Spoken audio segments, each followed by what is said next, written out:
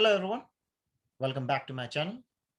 In our today's video, we'll be learning about the basic theory in coordination compound, which is nothing but the Werner theory of coordination compound. This was the first theory which explains the bonding in coordination complex, and it tells us about the uh, properties of coordination complex, what a coordination complex is, the valencies of coordination complex, and the bonding in coordination complex. So in this video, we'll be learning about the basics of Werner theory. We'll be trying to understand the postulate of Werner theory. We'll be trying to understand how Werner explained the bonding in coordination complex. And finally, we'll try to see the limitations of Werner theory. So let us start with the introduction in Werner theory.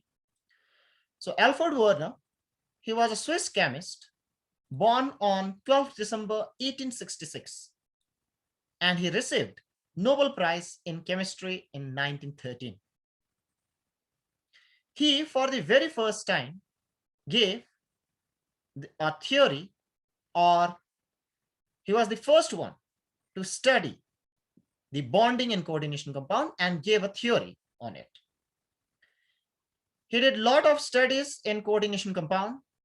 Particularly, he prepared and isolated several complexes of actually ammonia, when actually ammonia was reacted with cobalt chloride. So he did reactions, or he did studies on cobalt complexes when ammonia was actually reacted with cobalt chloride.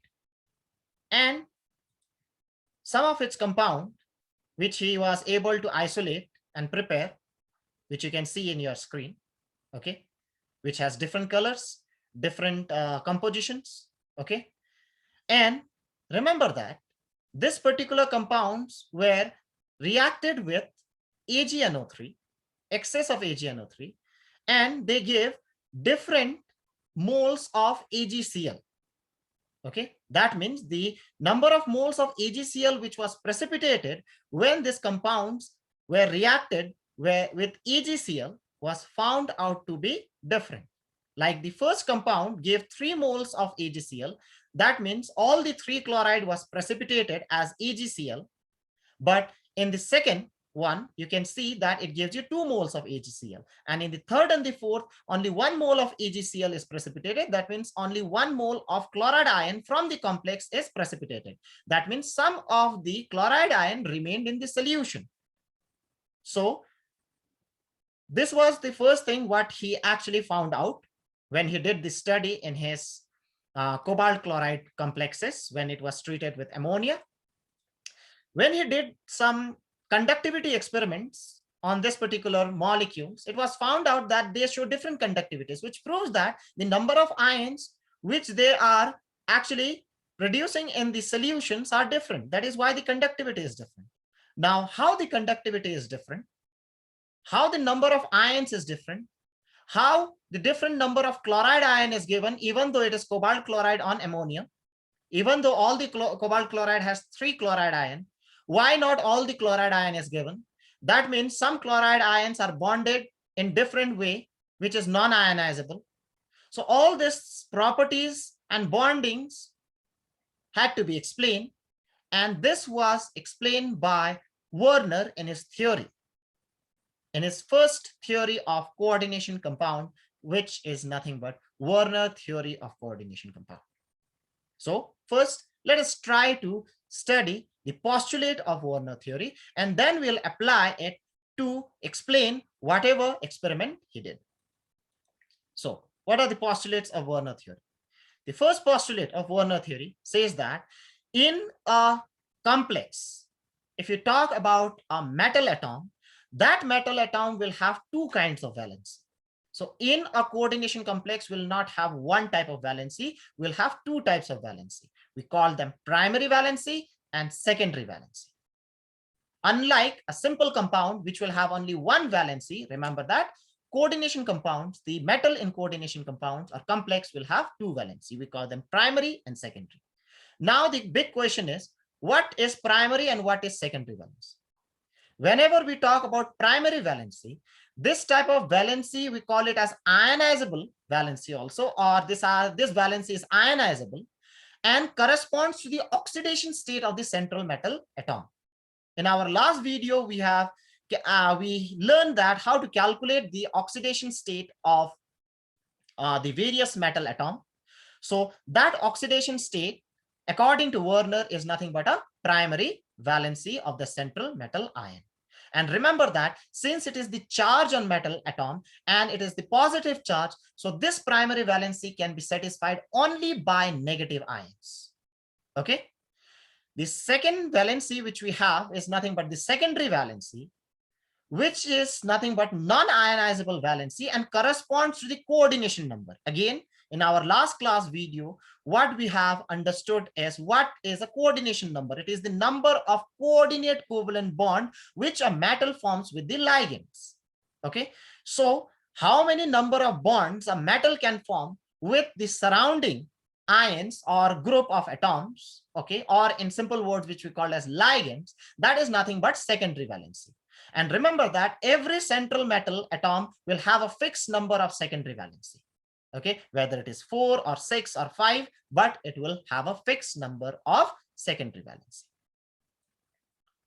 Coming for the third postulate, every central metal atom will have a tendency to satisfy both its primary as well as secondary valency. Always remember that. Okay, so it will satisfy both its primary as well as secondary. As I've already told you, primary valency will be satisfied only by negative ion since it corresponds to the charge or the oxidation state, which can be neutralized only by negative, while the secondary valency is about bonding with the metal. It's about donating electron to the metal and formation of coordinate covalent bond that can be done by a neutral group of atom or a neutral molecule also, or it can be done by an anion also. So secondary valency, that is the bonding, can be done or can be satisfied by the negative ion also or a neutral molecule also. So remember that in some of the cases, the negative ion will have dual role.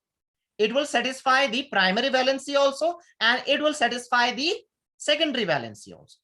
Okay, such type of ions will not be ionizable since it will be actually in the formation, since it will be attached with the metal atom, so it will be non-ionizable. Okay, even though it satisfies the primary valency, but if it is actually involved in satisfying the secondary valency also, if it is a negative ion, then it will not be an ionizable in the solution. Okay, the secondary valency are directional, very important. Okay, they are directed in space, and that special arrangement which we get actually tells us about the structure of that particular molecule. Okay, and remember that the primary valency are non-directional. Okay, so these were the basic postulate of the Werner theory. So what Werner did is he applied all this postulate and explained actually his findings. So let us try to do that.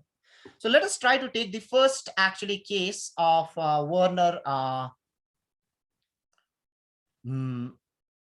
experiment. The first complex what he actually discussed or what he found out was COCl3.6NH3, right? So this was the complex.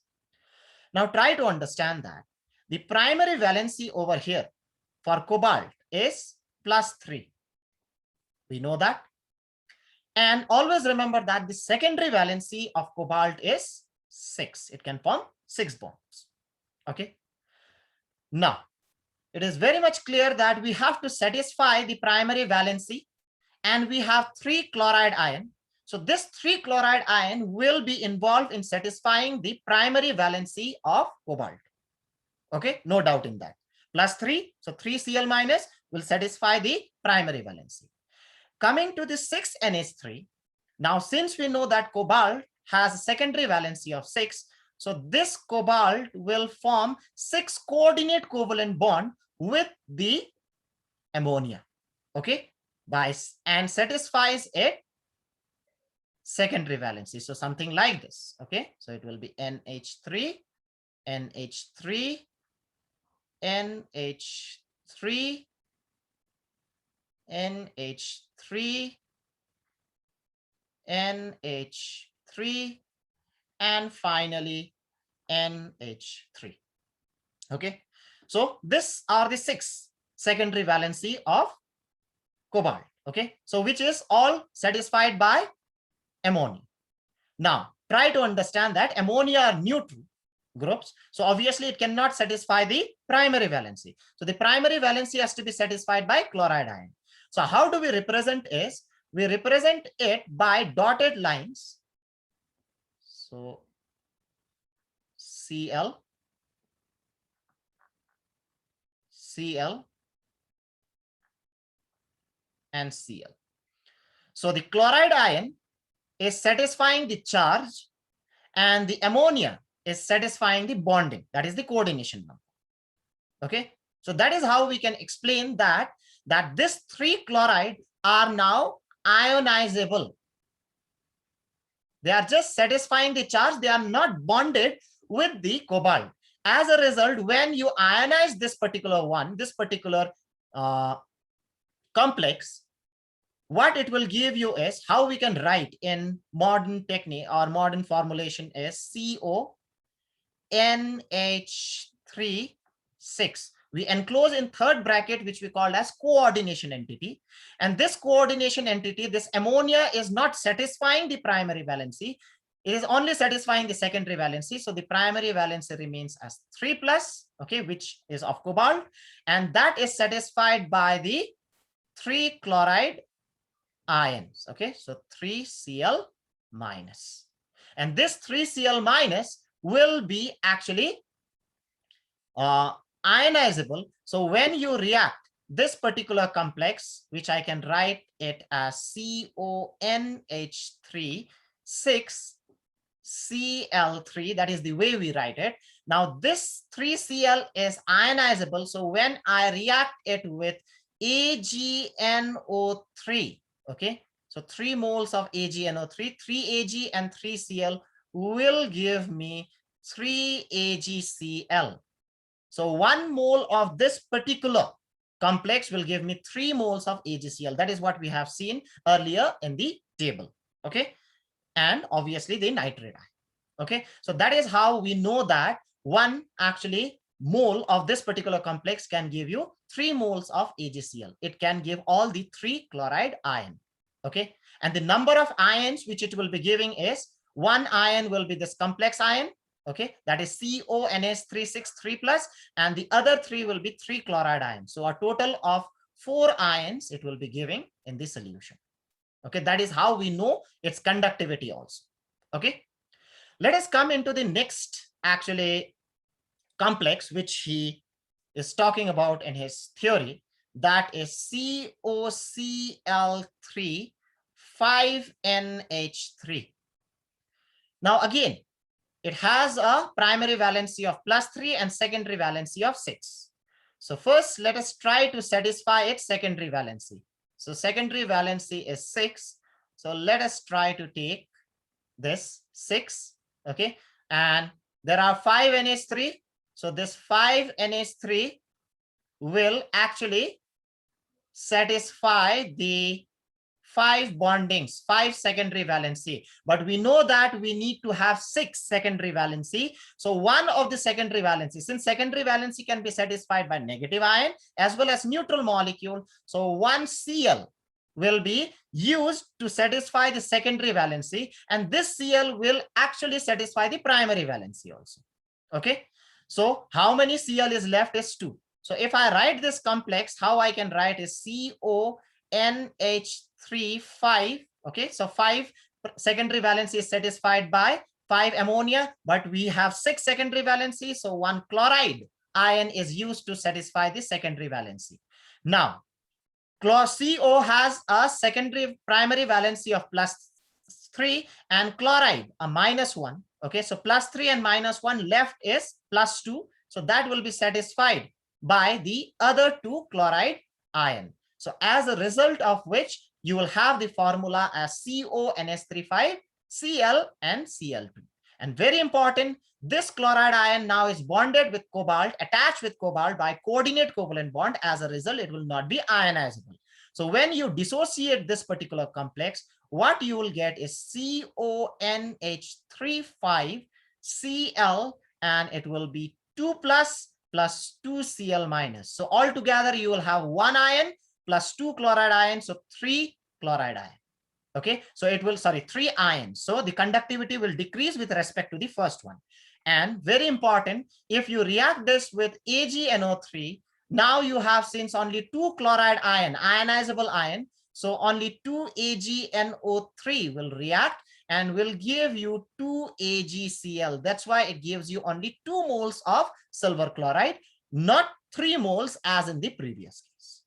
Now coming for the third one and the final one, that is COCl3 4NH3. In this complex, again, the very same thing. Okay, whenever you talk about the cobalt, it will have 6. Again, ammonia will satisfy the 4 secondary valency, but we have 6 secondary valencies. So the rest 2 will be satisfied by chloride. So this 2 chloride will satisfy the primary as well as the secondary, which we can represent in somewhat like this. So we write a dotted line also, okay, with this cobalt. So it means that it satisfies the primary as well as the secondary, and 1 chloride ion, we write it separately with a dotted line. That means it satisfies only primary valency. So that is how we can explain it and actually write it also. So how we can write the formula now is CONH34. So this 4 is forming secondary valency along with the 2 chloride ion. And now this cobalt has a +3 charge, 2 chloride, so -2. So left is +1. So that will be satisfied by -1 chloride. So if I'll dissolve this, what ions I'll get is CONH34Cl2 plus Cl minus. So if you see, the number of ions which you get is 2. So it will have 2 ions in solution. Okay, as a result of which what will happen is the conductivity will further decrease. That is how actually Werner did conductivity experiment to prove that there are different complexes which are formed. Okay, and because of the color also he could find it out, because of the precipitation reaction which he was doing with silver nitrate, and as a result different moles of silver chloride which was found. All this were explained in this manner. Okay, so that is how we can actually use Werner theory, Werner postulate to explain the bonding in coordination complexes.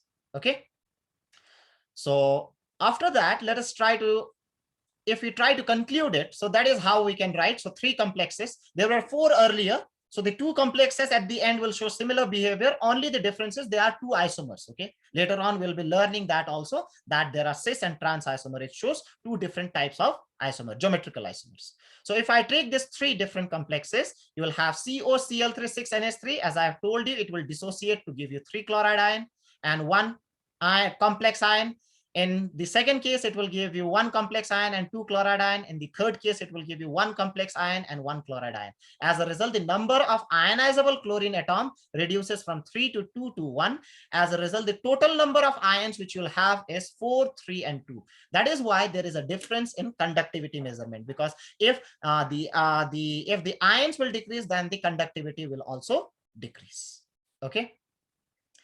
Finally, coming for the limitation of Werner theory. After explaining so many things, so many bondings, so many properties of coordination complex, okay, although it was the first theory and actually gave us a lot of information about coordination complex, yet there were some limitations. Okay, there were some basic questions which arised. Okay, and they were, why only certain elements form coordination compounds? Why only few elements are forming coordination compound? Why not all? What is the criteria for an element to form coordination complex? That is the question. What is the criteria for a particular element to form a complex, and why not the other element can form the similar type of complex? So there must be some difference. So what is that? Second, what are the why are the coordination compounds have definite geometry? Okay, some are octahedral, some are tetrahedral, some are square planar.